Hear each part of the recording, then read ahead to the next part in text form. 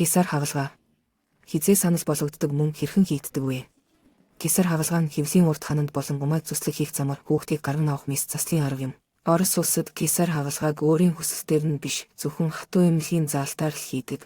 Их хүүхэд эсвэл хоёуланд нь амь насны аюул учрах эрсдэл гарвал эмч нар энэ мэс заслыг хийнэ.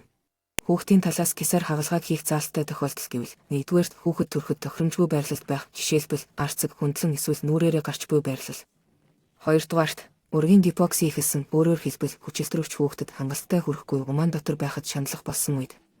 Гуравдугаар хэрвээ ихийн анатомийн онцлогоос болж хүүхэд төрөх суугаар гарах боломжгүй үед, жишээлбэл нарийн арцаг эсвэл умаан зангилаа таагүй байрлсан умаан миомын үед. Дөрөвдүгээрт преэклампси үүссэн тохиолдолд, өөрөөр хэлбэл цусны даралт хяналтгүйгээр үсэж чээсэнд уураг илэрсэн үед. Энэ байдал нь их хүүхэд хоёуланд нь аюултай. Гисар хагалгаанд 40-50 минут орчим үргэлжилдэг. Эмэгтэйг мэдээ алдуулалт эсвэл унтуулгын дор мис засалд оруулна.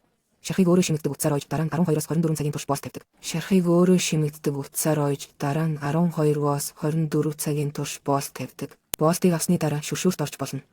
Ойдлыг бүлээн ус, савангаар угааж, цэвэр алчуураар хатана. Нэмэлт боловсруулалт хийх ихэвчлэн эмнэлгийн дүрмд шаардлагатай болдоггүй.